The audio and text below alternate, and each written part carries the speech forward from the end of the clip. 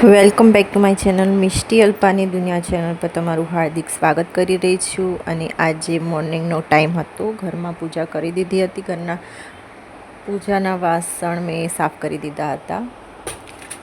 મંદિરમાં દીવાબત્તી કરીને આવી ગઈ હતી હું મંદિરે શિવજીને પ્રણામ કરવા અને એમની પૂજા અર્ચના કરવા.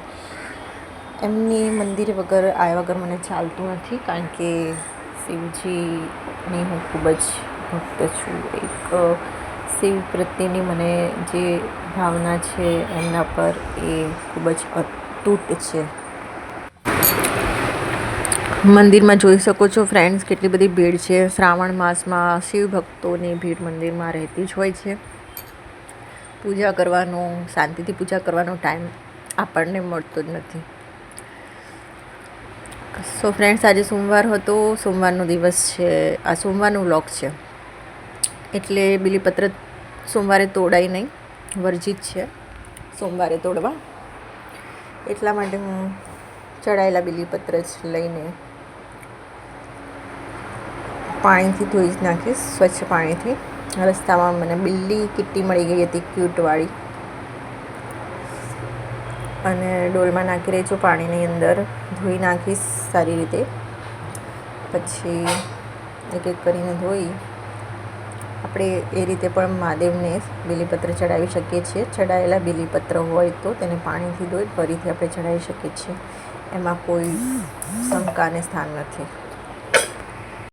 સો ફ્રેન્ડ્સ, પાણીથી બીલીપત્ર ધોઈને હવે હું છે ને ભગવાનને બીલીપત્ર ચઢાવીશ, એટલે પૂજા અર્ચના કરીશ. આ પાણી ઢોળી દઉં છું વૃક્ષના ક્યારામાં. ત્યારબાદ મને થોડી વાર લાગશે આજે પૂજા કરવામાં, કારણ કે ભીડ બહુ છે. થોડી ભીડ ઓછી થાય એટલે પૂજા કરવા બેસું છું.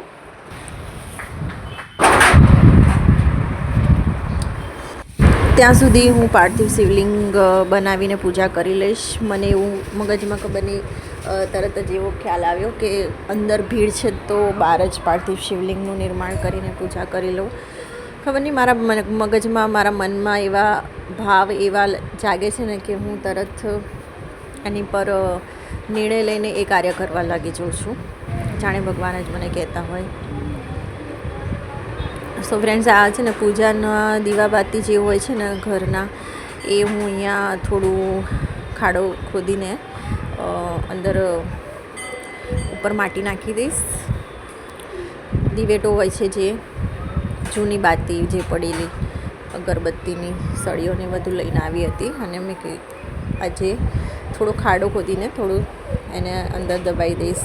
એ સારું છે ખૂબ જ. આવું કરવાથી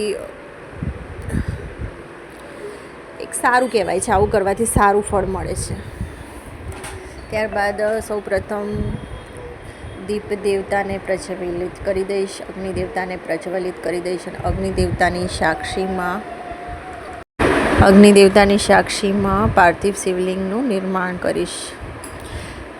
સૌપ્રથમ તો આજુબાજુની જમીન સાફ કરીને, માટીને થોડી સરખી કરીને, કાંકરા એવા થોડા હટાવીને ધીરે ધીરે શિવલિંગનું નિર્માણ કરી રહી છું.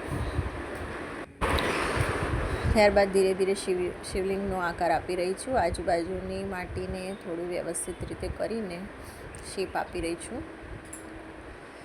અને ફ્રેન્ડ્સ, પાર્થિવ શિવલિંગ બનાવવાથી અનેકો જન્મના કષ્ટ, જે આપણા જે ગયા જન્મના, પૂર્વજન્મના જે આપણા દોષો, જે પાપો જે હોય છે, અનેકો કલ્પના એ નષ્ટ થાય છે. અને પાર્થિવ શિવલિંગના નિર્માણથી શિવ પરિવાર ખૂબ જ પ્રસન્ન થાય છે, અને આપણી મનોકામના પણ પૂર્ણ થાય છે. સો ફ્રેન્ડ, તમે જોઈ શકો છો હું કઈ રીતે શિવલિંગ બનાવી રહી છું.